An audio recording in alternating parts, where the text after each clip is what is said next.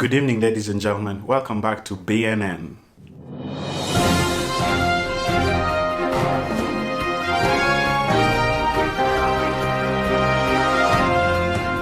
So today we'll be talking about the Huduma Number. Most Kenyans don't actually know what this Huduma Number is.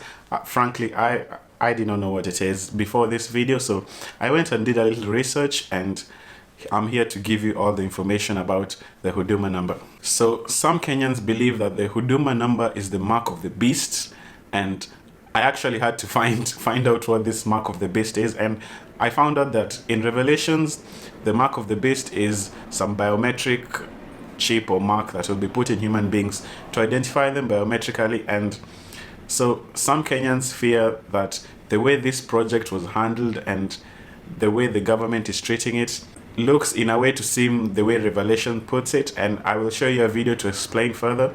Note that the Bible predicted that this mark will be placed in the right hand or in the forehead of everyone on earth, except of course the relatively tiny band of Christians who have enough faith to face life without it. Being without the mark means that you will not be able to do any business. Cash will be totally eliminated by that time, and the mark will be your only way of doing any business. So we Christians will be forced to live by faith, the way that Jesus and his disciples did, and the way that he has been calling on all his disciples to do ever since, even before the mark was conceived of. In those countries where there has been an outcry from professing Christians who still believe the prophecy, governments have eased back and worked on more subtle changes, but with all of them getting closer and closer to the real thing.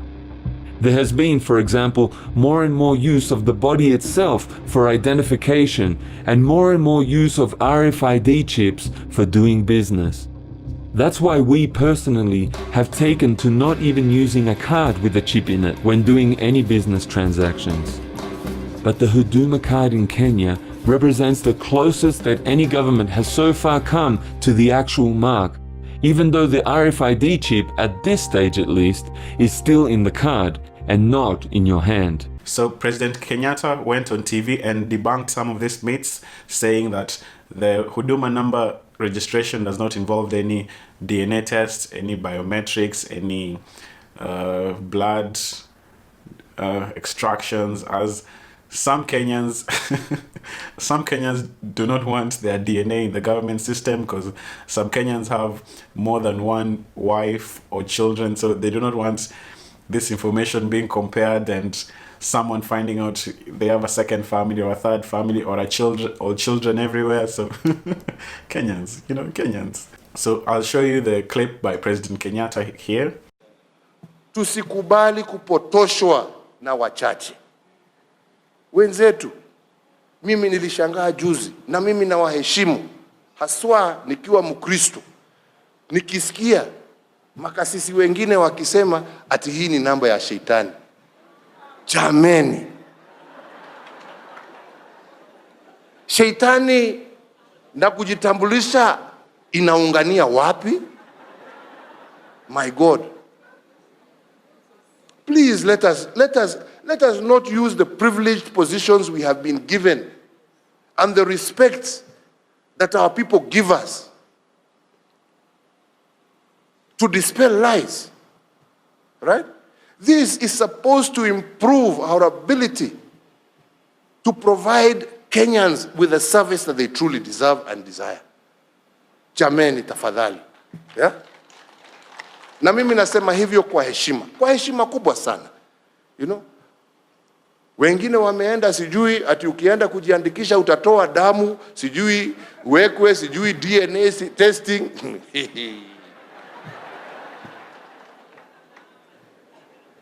Ati mzee anaambiwa ukienda kujiandikisha, sasa kama wewe uko na mpango ya kando, mtoto atajua baba yake ni nani.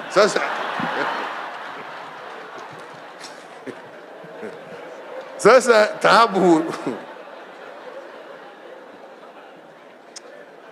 Nakwambia upuzi ambao uko Kenya ni mwingi sana.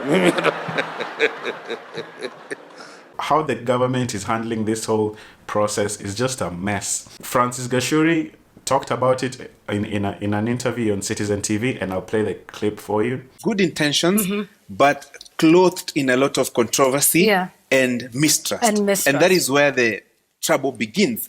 Look, when you threaten people that if you don't, you're not going to get Exactly, yeah. government services.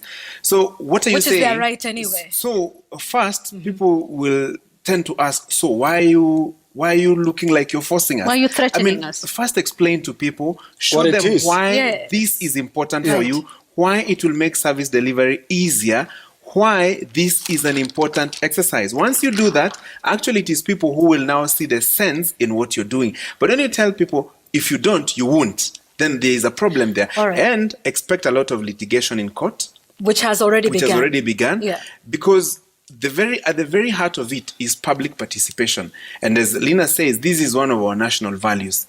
And Kenyans are accustomed to these mega sounding projects that often end up in mega scams. It's very weird that the government is handling this whole situation like this by mandatory forcing Kenyans to apply for it, and the way that they're promoting it using celebrities and politicians. If it's a good project that is to the benefit of the people, why not convince the people of this? Why do you seem like you're shoving it down their throats and it's a mandatory and you have to? If it's such a good thing, why do you need to force people to do it? The Huduma Number registration involves it's happening at all chief scams around the country and administrative offices, and it involves collecting biometrical data, things such as your name, your age, your employment status, your things that a census would normally capture, plus a little bit more information like fingerprints and your status, so that the government, I guess, knows everything, knows as much as possible about you than your own spouse. All this information will be used to generate a unique number that will be the one all, and they keep writing it. They keep writing this quote everywhere that it will be the one source of truth about any Kenyan. And the government, PR. So with this number, you will no longer have to carry around your driving license, your ID card, your NSSF card, your NHIF card. So it will be one-stop shop for any details about you by the government. Ruto went on TV and promoted this Huduma Number, and Ruto happens to be the messiah for so many other Kenyans. So people were reluctant to go and apply for it because Ruto hadn't gone for it yet. So until he went, that's when some other Kenyans also joined the bandwagon, and Ruto went on TV and talked about it, and I'll show you the clip right now.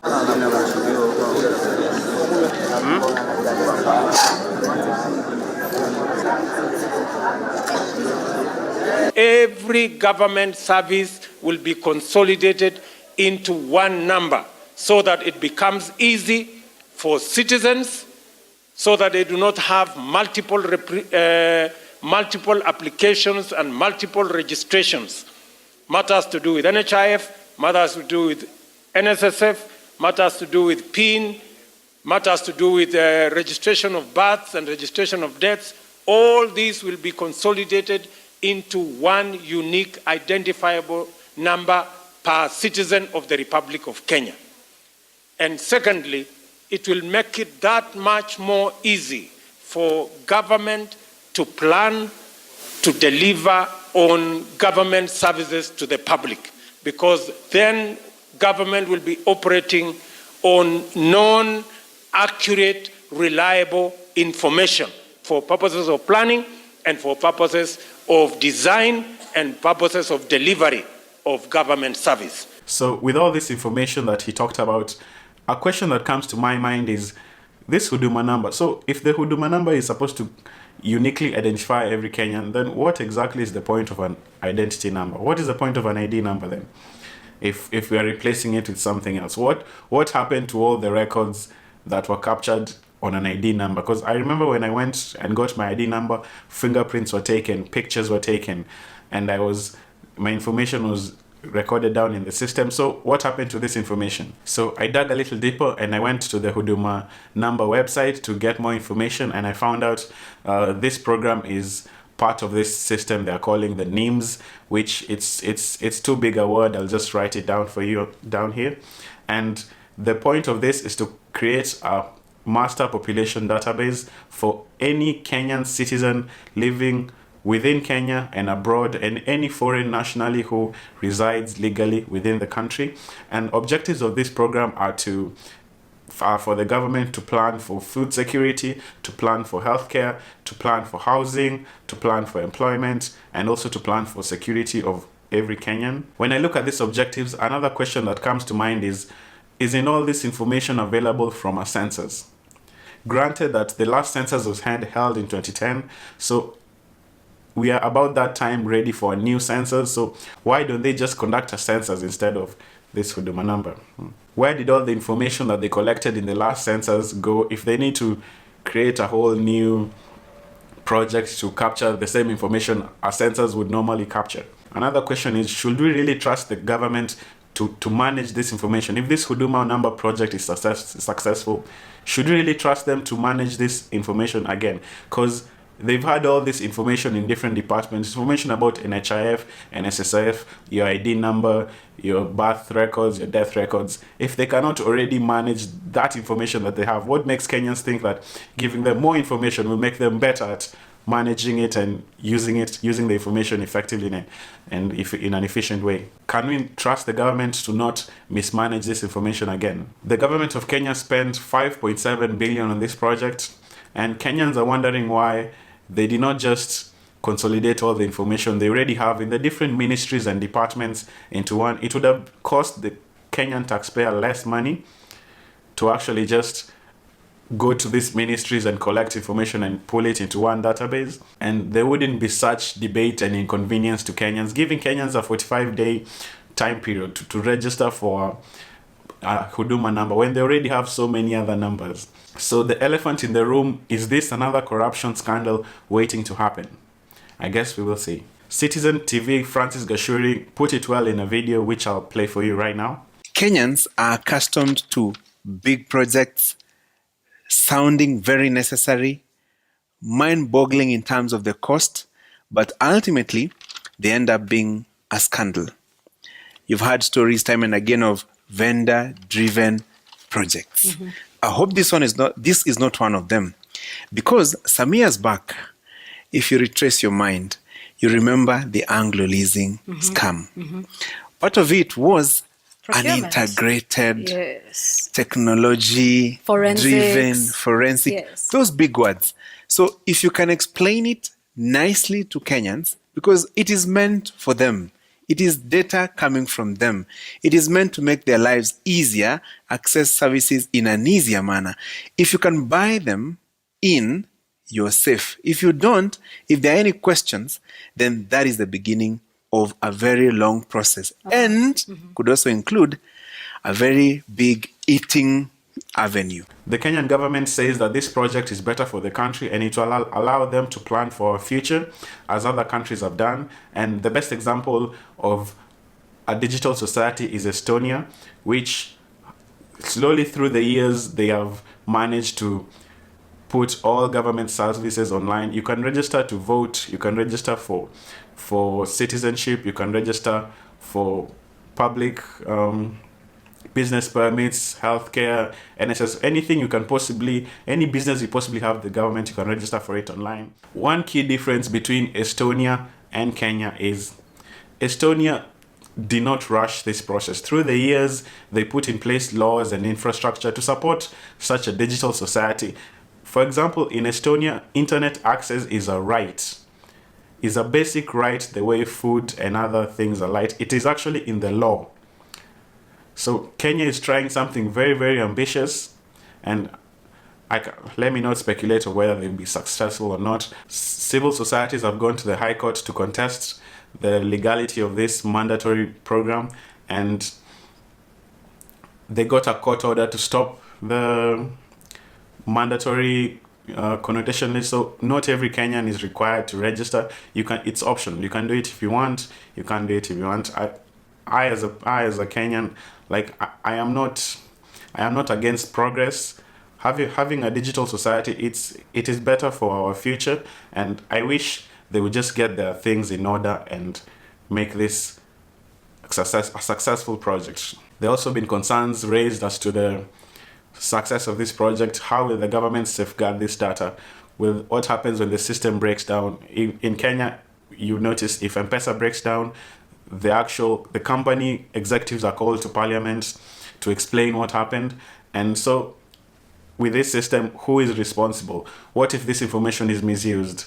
What if it gets lost? What if it gets mismanaged again? Will we have spent almost 6 billion shillings on a failing project again? So the government really needs to educate the people of Kenya and not try to force them to get this. You should educate on the importance of this, and people will just trust you slowly and come to you and make this a successful project. So anyway, that's all from us at BNN. We'll see you guys next time. Bye.